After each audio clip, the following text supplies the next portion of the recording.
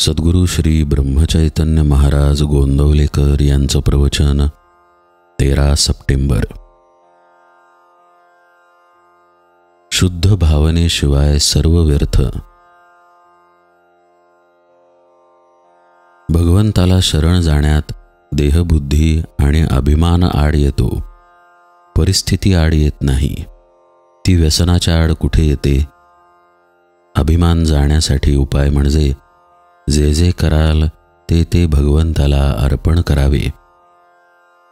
तोच करता आपण काहीच करत नाही अशी भावना ठेवावी, म्हणजे अभिमानही भगवंताला अर्पण करावा. आपण भगवंताशी काही ना काही कारणाने संबंध ठेवावा, त्याच्याशी बोलावे, त्याचे नाम घ्यावे. नामासारखे दुसरे खरे साधन नाही. वासरू घेऊन गेले म्हणजे जशी गाय पाठीमागून आपोआप येते, त्याप्रमाणे नाम घेतले की भगवंत त्यामागे येतो. ज्याला एकदा नामाची गोडी लागली त्याला प्रपंचाची भीती वाटू लागते, विषय त्याला कडू वाटू लागतात. परमात्म्याच्या नामाने संसार बिघडतो हे म्हणणे चुकीचे आहे. नाम घ्यायचे म्हणून कर्ममार्ग सोडू नये.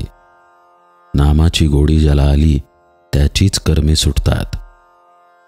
नामाचा अनुभव नाही असे म्हणणे खोटे आहे. आपण ते जितके घ्यावे तितके घेतच नाही. नामात प्रेम येईल असे करावे. जन्माला आल्यासारखे नामाचे होऊन राहावे. भगवंत आपल्या नामस्मरणात आहे.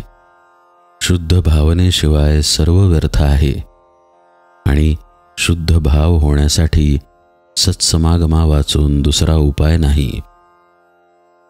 एकदा त्याचे होऊन राहिले म्हणजे तोच सर्व उपाय काढतो.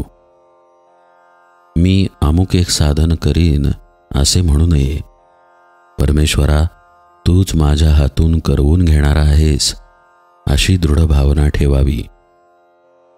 समजा आपण एक व्यापार केला, त्यासाठी एकाने आपल्याला भांडवल दिले, तर त्या माणसाला आपण कधीही विसरत नाही. त्याचप्रमाणे ज्या भगवंताने आपल्याला विद्या, पैसा, प्रकृती दिली, त्याला आपण कधीही विसरू नये. भगवंत हा सहज साध्य आहे, सुलभ साध्य नाही. निसर्गाने जे आपल्याकडे येते ते सहज होय, म्हणून सहज साध्य याचा अर्थ फलाची अपेक्षा नसणे आणि कर्तव्याचा अभिमान नसणे हा समजावा. भगवंताने आपल्याला ज्या स्थितीत ठेवले आहे त्यात समाधान मानून त्याचा विसर पडू न द्यावा. जो स्वतःपासून दूर आहे त्याला भगवंत दूर आहे. जो बाह्य दृष्टीने पाहतो त्याला भगवंत दूर आहे. जो अंतरंग पाहतो त्याला तो जवळ आहे. आपण मनुष्य जन्माला आलो हीच आपण भगवंताचे होण्याची खूण आहे. भोग आणि दुःख यात वेळ न घालवता भगवंताकडे लक्ष दिले पाहिजे. याच जन्मात सुविचाराने आणि सद्बुद्धीने भगवंत आपलासा करणे हेच आपले खरे कर्तव्य आहे. याकरिताच सतत त्याचे ध्यान करावे आणि मनातून आपले भगवंताशी नाते जोडून ठेवावे. यासारखा दुसरा सुलभ उपाय नाही.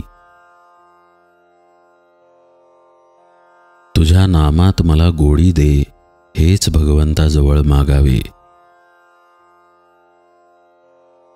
जानकी जीवन स्मरण जय जय राम.